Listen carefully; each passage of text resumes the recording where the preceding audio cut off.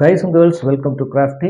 இன்னைக்கு வந்து நம்ம பார்க்க போகிற விஷயம் பார்த்தீங்கன்னாக்கா, நம்ம டேங்கை வந்து ஆல்மோஸ்ட் ஸ்டே பண்ணி ஒரு 2-3 மந்த்ஸ்க்கு அப்புறம் தான் வந்து இந்த மோஸ் எல்லாமே நல்லா க்ரோ ஆக ஸ்டார்ட் பண்ணுச்சு. ஸோ நான் இன்னைக்கு சொல்ல போகிற வீடியோ பார்த்தீங்கன்னாக்கா எல்லாருமே கண்டிப்பாக யூஸ்ஃபுல்லாக இருக்கும்.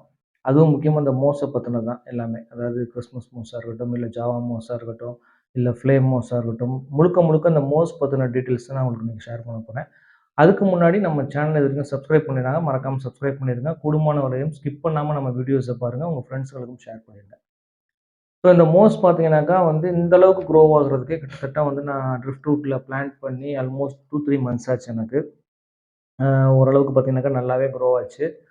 அப்புறம் பார்த்தீங்கன்னா, இதில வந்து ஆல்கீஸ் வந்து கொஞ்சம் ஃபார்ம் ஆக ஆரம்பிச்சது. ஸோ அதுக்காக நான் என்ன பண்ணேங்க, இந்த மாதிரி ஷ்ரிம்ப்ஸை வந்து பர்ச்சேஸ் பண்ணி வேற வேற கலர்ஸ்ல வந்து நான் வந்து உள்ள போட்டேன். அதுக்கப்புறம் பார்த்தீங்கன்னா, இந்த ஷ்ரிம்ப் வந்து நெறையா பெருக ஆரம்பிச்சது.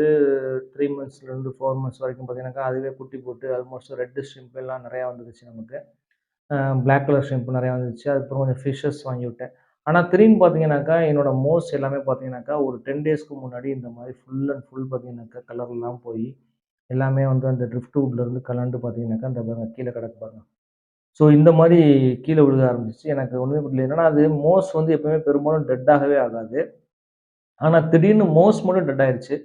ஸோ ஒருவேளை நான் வாட்டர் பாராமீட்டர்ஸ் எதுவும் மாறியிருக்குமோ அப்படின்னு நினைச்சேன். ஆனா அப்படி மாறிடுச்சுனாக்கா, மத்த பிளான்ட்டும் வந்து உங்களுக்கு வந்து டெட் ஆயிறதுக்கு வாய்ப்புகள் இருக்கு. ஆனா பார்த்தீங்கன்னா, இப்ப மோஸ் மட்டும் டெட் ஆயிருக்கு. ஸோ என்ன ரீசன் அப்படின்னு நானும் ரொம்ப கன்ஃப்யூஸ் ஆயிட்டேன். ஆல்மோஸ்ட் நானும் எல்லா இடத்துலயும் செக் பண்ணி பார்த்துட்டேன்.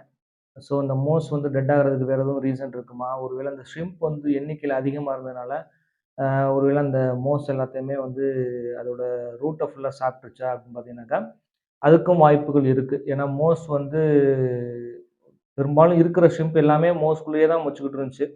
ஸோ அது கூட ரீசனா இருக்கலாம். அப்புறமா தான் தெரிஞ்சது எனக்கு ஒரு பிளான்ட் வந்து எப்பயுமே க்ரோ ஆகும்போது, அத வந்து நீங்க வந்து ட்ரிம் பண்ணி விட்டுக்கிட்டே இருக்கணும்.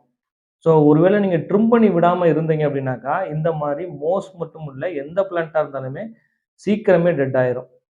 எவ்ரி மந்த் பார்த்தீங்கன்னாக்கா, நீங்க வந்து பிளான்ட்ட வந்து கட் பண்ணி விட்டுட்டே இருங்க. ஏன்னா, அந்த மெயின் ரூட்ல இருந்து அப்பதான் கிளைகள் நெறையா வரும். உங்களுக்கு வந்து அடர்த்தியா வளரும். ஸோ இது ஒரு முக்கியமான விஷயம். எல்லாருமே ஃபாலோ பண்ணுங்க. தேங்க் யூ ஃபார் வாட்சிங்.